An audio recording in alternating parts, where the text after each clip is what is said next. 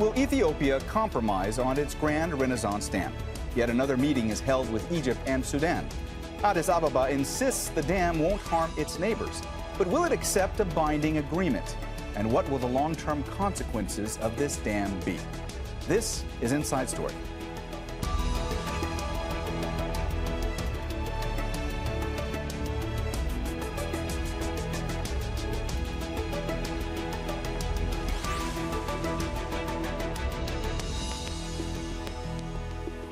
Hello and welcome to the program. I'm Mohammed Jamjoom. Egypt, Ethiopia, and Sudan are back at the negotiating table. They're hoping to resolve a years-long dispute over Ethiopia's multi-billion-dollar hydroelectric dam on the Blue Nile. Sudan and Egypt are worried the dam will limit their own water supply and pose an existential threat for generations to come. All three countries are heavily invested in this issue, and here's why. The Blue Nile in Ethiopia flows north and meets the White Nile in Sudan's capital, Khartoum. The waters then merge into the River Nile and flow further north into Egypt, providing most of the country's water. Egypt is pushing for a legally binding agreement, but for years, Ethiopia has remained defiant. So what can Egypt do if these negotiations fail? And how is extreme weather affecting all this? We'll explore these issues with our guests in a moment, but first, this report by Katia Lopez-Odayan. This $4.6 billion dam is a source of pride for Ethiopia and a source of worry for Sudan and Egypt. Their main concern is how it will affect their water supply. After a 2-year standstill, negotiations among the three nations have resumed in Cairo. They include talks on how the Grand Ethiopian Renaissance Dam on the Blue Nile is filled and operated. Meetings like this one between Egypt's President Abdel Fattah el-Sisi and Ethiopia's Prime Minister Abiy Ahmed last month appear to have eased tensions, but not all. Both are hoping to reach a deal before the year ends. Although Ethiopia's dam affects both Sudan and Egypt, Cairo has been the most outspoken. It says its livelihood and economic existence is at stake. Ultimately, I'm warning our brothers in Ethiopia to not touch a drop of Egypt's water because all options are open. The Nile originates in Ethiopia, and about 90% of Egypt's water comes from the river. It's crucial for its population of more than 100 million people and its agriculture. Now extreme weather conditions and droughts are fueling concerns. Private and public debt.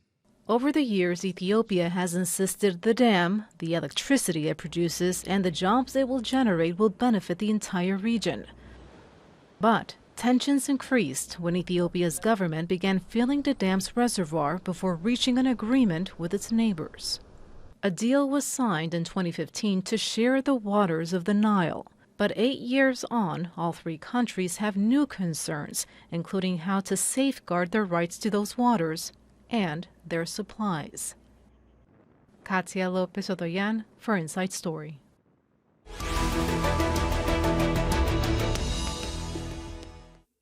All right, for more on all this, I'm joined by our guests. In Addis Ababa is Yilma Seleshi, professor of water resources and engineering at Addis Ababa University. He's also an advisor to the Ethiopian negotiating team. In Cairo is Sara, founder and director of the European North African Center for Research. And in London is Allam Ahmed. Allam is also president of the World Association for Sustainable Development and director of the Middle Eastern Knowledge Economy Institute. A warm welcome to you all, and thanks so much for joining us today on Inside Story. Yilma, let me start with you today. Before this latest round of talks, Egypt and Ethiopia had said that they want to finalize a deal within 4 months. So what is different this time? And is there actual political willpower that would enable a deal to actually be reached? Thank you very much for inviting for this show. The three countries are very brotherly and they are tied up with Nile River. And every leader wants the issue to be solved in shorter time as possible. So this is, political will. But the reality is what the technical and the legal team are doing on ground. Sara, let me ask you your take on all this. From your vantage point, I mean, obviously, this has been a years-long dispute when it comes to the Grand Renaissance Dam. The parties right now are expressing optimism. They're expressing commitment to hopefully the success of the negotiating process. But what exactly has changed here this time? I mean, is there really a reason to be expressing this kind of optimism at this moment? Well, speaking of optimism and a decade long or more for negotiations between the Ethiopian part and the Egyptian part in regards to the Nile River, well, as you mentioned in the report, or it's been mentioned that we are pressuring, Egypt is pressuring for a binding agreement from the Ethiopian part, but unfortunately, the intake about yesterday's negotiations, that has been very hard negotiations. And I don't think there is a lot of political power from the Ethiopian part to reach a binding agreement, or at least that's the impression Egypt is getting, as well as Egyptians, not Egypt only as a state, as Egyptians as well. We are seeking peaceful cooperation and a binding agreement to make sure that this file of national security of Egypt is really secured. The optimism comes from the series of negotiations. Of course, we come to the table, and that's optimistic enough, okay? We come to the table and we negotiate, okay? We have treaties, binding treaties. The fact that international law is built on treaties, and if we tend to change any historic treaties, I think the whole map of Africa will change. So today's optimism comes from the new membership of Egypt and Ethiopia to the BRICS. That's one thing. Maybe there will be cooperative methods and mechanisms to deal with that, and we are not the only two members in the BRICS that might have a little bit of conflicts. But the optimism comes from the fact that this path could lead to cooperative efforts and mechanisms, more than just a crisis, or that we might resort to any other political conflicts. But so there is this optimism. I agree with that totally.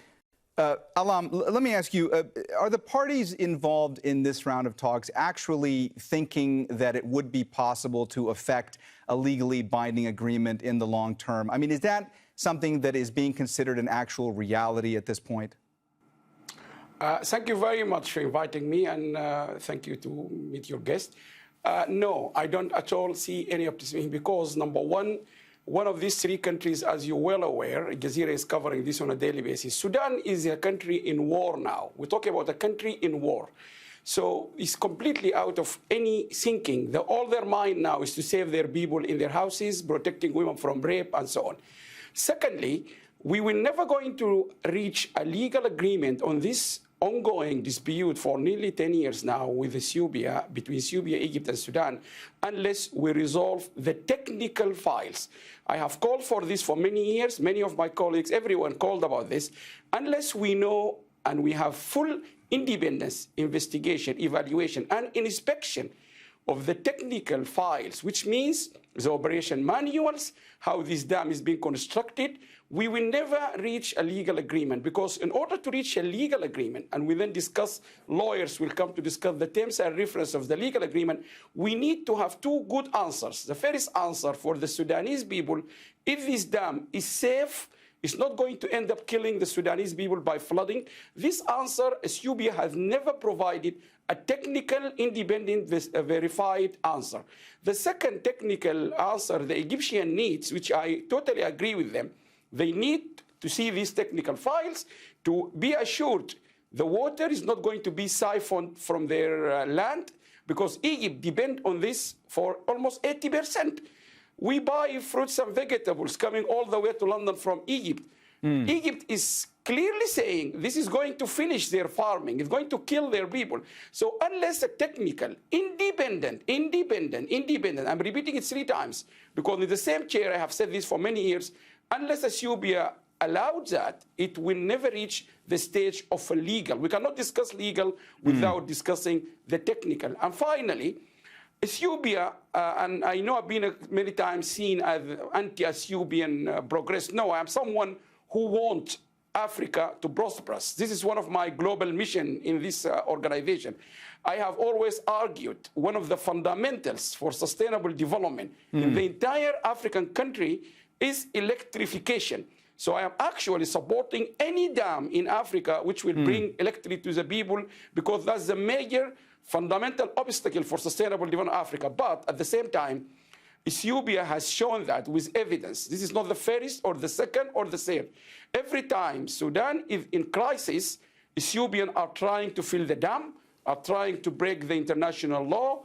Sudan, if the country now needs help, Ethiopia should have followed and done exactly what Egypt has done, opening their borders, accommodating the Sudanese who are fleeing prosecution, fleeing rape, rather than doing the things which they have been doing over the last 1 or 2 months. I don't want to go further into this. Allam, I don't mean to interrupt you, but you have put a challenge to our guests in Addis Ababa, and I actually also, Sara has as well. So I want to give the floor right now to Yilma to answer 2 of the things that have been said. The first, I want to ask you about your response, because I saw you reacting, your response to Allam when he was questioning the safety of the structure itself. What is your position on that?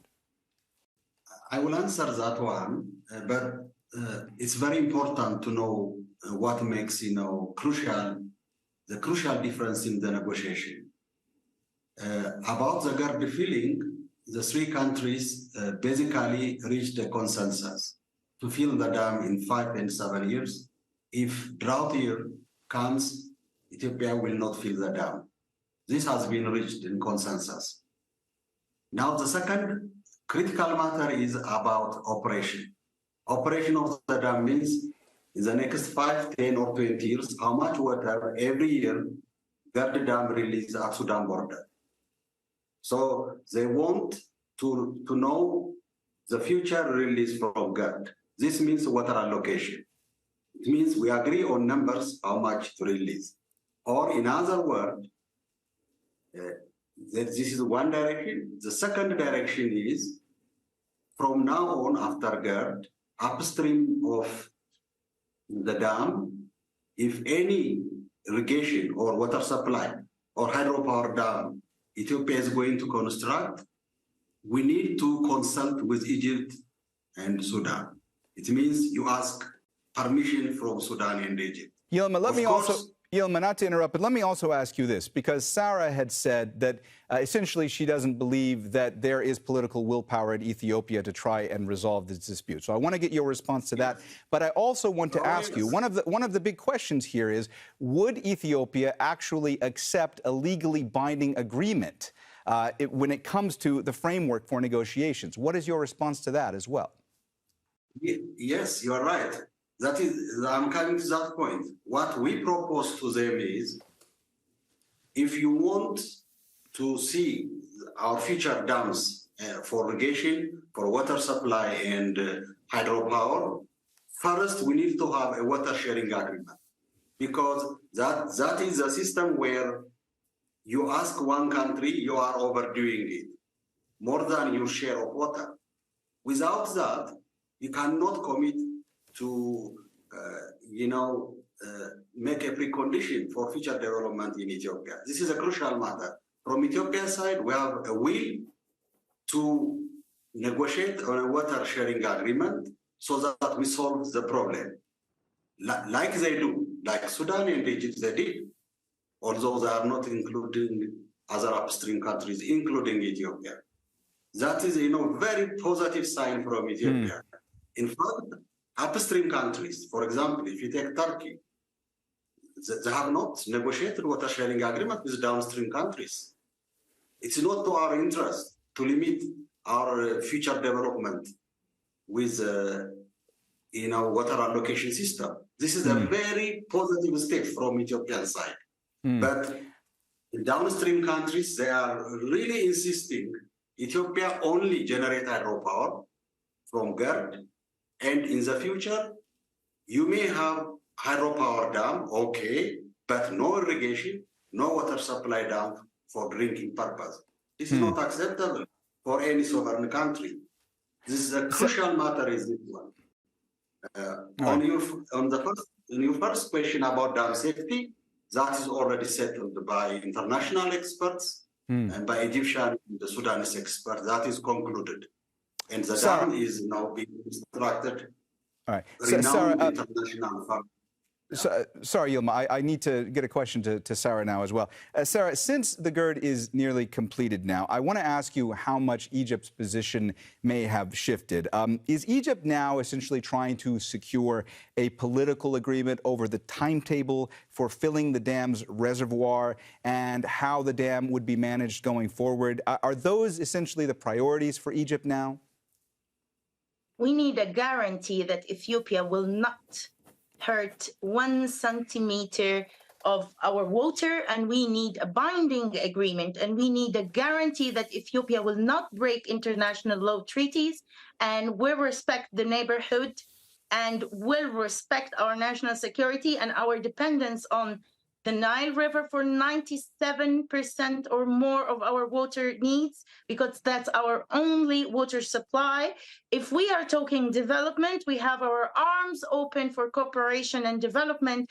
And as our colleague in London mentioned, that it is it is the goal of all Africans in general, the development of Africa. So Egypt will never be a restraining block in the way or in the path of development for Ethiopia or any other African nation. But what we need is a guarantee that Ethiopia will respect a binding agreement, or at least would have the power or the willpower to reach a binding agreement with us to secure our own and only water resource. That's all what Egypt needs, a guarantee, a cooperative mechanism to make sure that no hurt for Ethiopia or for Egypt or for Sudan, of course. And that's what international law says. But I cannot trust a party that does not respect international law. I'm sorry. If we go canceling treaties that bind all of Africa together since colonialism, my dear, the whole Africa map will change. Allam, in the past couple of days, Sudan's military leader Abdel Fattah al-Burhan had traveled to Egypt to meet with Egyptian President Abdel Fattah al-Sisi. I want to ask you, from your perspective, does that meeting have anything to do with the GERD and perhaps aligning positions before these negotiations, or is it only concerning the conflict in Sudan? I'm answering you based on my analysis and reading of what is going on in the social media or the news, but not from a specific source.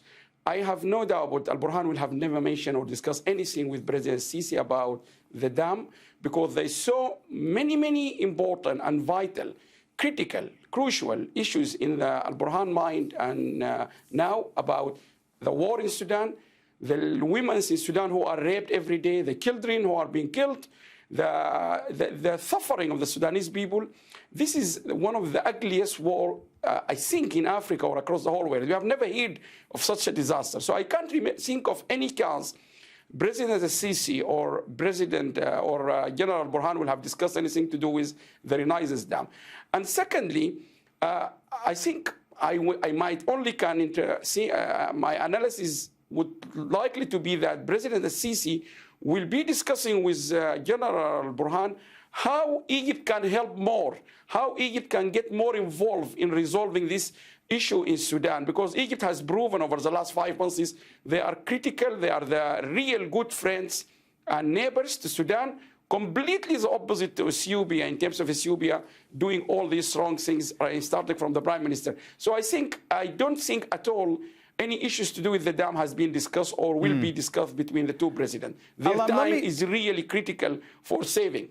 Allam, let me also ask you, getting back to the issue of the dam, can this dispute actually be solved among the three countries, or ultimately will a mediator be needed to be involved? And who would best fill that role if there is a mediator going forward?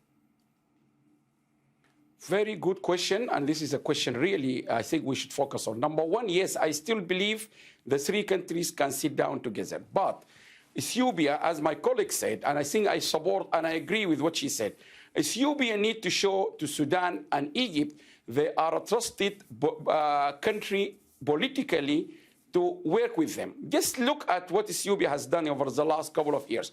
3 times at least, documented even by the American government. They start filling the dam without even consulting Egypt or Sudan.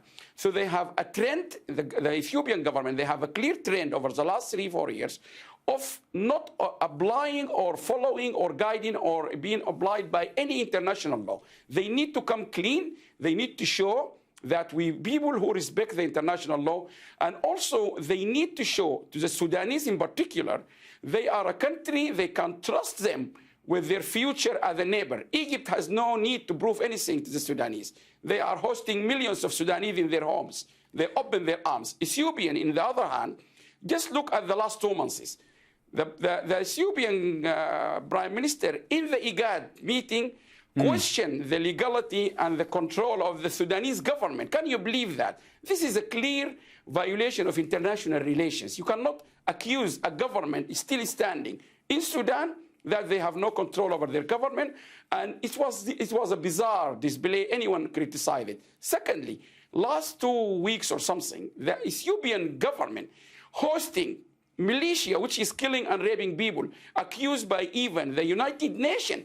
United Nations accused the militia of killing and raping people in Darfur. You hosting them in your country with the opposition party. You can't have deal with people like this. So I believe these are very good neighbors. They have to sit down, but Ethiopia need to show a good face for them to sit down. Yilma, I see you reacting. I know you want to jump in, so I'm going to go ahead and let you. Yeah, I mean, we better focus on GERD because itself is a big issue, because other accusations without fact is not really acceptable. Now, you know, my sister and brother telling us that Ethiopia has no water, a drop of water to fill the dam. This is really very unfortunate. Ethiopia has a share of water. We filled our dam from our share. We don't need permission. We need, from our share, we make sure that it is equitable and reasonable. We use that. I mean, this is fact. We generate the water. We have a river. How do you think you don't have, any water? It's not acceptable. This attitude is the one which brings the negotiation for long and long period. We have a share. How much? Let's discuss together. All right, Yilma, you mentioned water sharing. I'm sorry to interrupt. You've mentioned water sharing a couple of times. I want to ask you this because you're an advisor to the Ethiopian negotiating team when it comes to all this. One of the key questions that keeps coming up in all this is if Ethiopia would be willing to release enough water from the reservoir to help mitigate a drought downstream. So is Ethiopia willing to make a commitment about how much water they would release if that scenario came to pass? Yeah, anyone can go into UN website where the 3 countries submitted their proposal. We did that from our dam, from our resource we constructed during drought. We committed to make additional release downstream to the brothers Sudan and Egypt. We committed that. More than the natural release, what we get during drought period. We had that commitment. The struggle is only lies. Ethiopia does not need river water for water supply for irrigation, but we need that. Ethiopia is affected by drought many times, and everybody knows this. Our economy is agrarian, so we need to depend on irrigation. We have Sara, to develop our industry and our urban people there need water to drink. We don't need to get permission to do that from Egypt and Sudan. This is very normal. So what we're saying is, let's discuss about the share of water, because Nile River is very scarce. It is not abundant like Amazon or Congo. Without water sharing, you cannot solve it. Then we go for water management, and then the cooperation will go. We are brothers. No problem in that. Sara, what can Egypt do if negotiations ultimately fail? And what would Egypt do if you cannot reach a legally binding agreement going forward? Actually, I'm impressed by the contrast. Mr. Advisor, you say we generate water and we have no problem with water sharing, but we need no permission. No permission and water sharing doesn't go along together because we share water resources. You don't need water. We know that.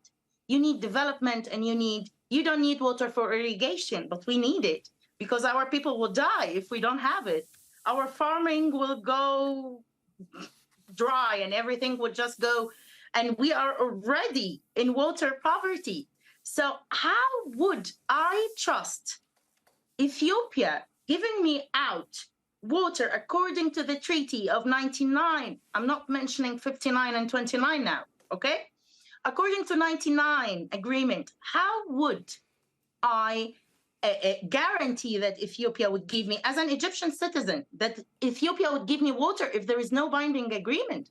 Okay, we agree that there is water sharing, but you're saying you generate water and you don't need permission from us for the longest river in the world. You don't need permission. Of course you need, because we share the resource.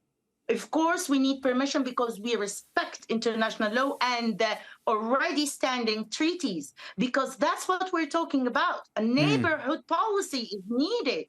A guarantee is needed that those people of Sudan and Egypt will not go thirsty or will go poor because of Ethiopia doesn't need a permission. The word "we don't need a permission" is totally contradicted to international law. We live in a world of a cooperative international society going more and more towards cooperation because the world can't handle any more conflicts. I will not answer that question saying that Egypt will resort to a military solution, even though I know that Egyptians are all over their heads in that specific file. I can tell you that we are really, really very fed up with Ethiopia restraining a binding agreement that gives us guarantee and gives us safety. Sara, where is that from the Ethiopian plan? Sara, I'm sorry to interrupt, but we have run out of time, so we are going to have to leave the conversation there. Thank you so much to all of our guests, Yilma Seleshi, Sara Kira, and Allam Ahmed. And thank you, too, for watching. You can see the program again anytime by visiting our website, aljazeera.com. And for further discussion, go to our Facebook page. That's facebook.com/AJ Inside Story. You can also join the conversation on X. Our handle is @AJ Inside Story. From me, Mohammed Jamjoom, and the whole team here, bye for now.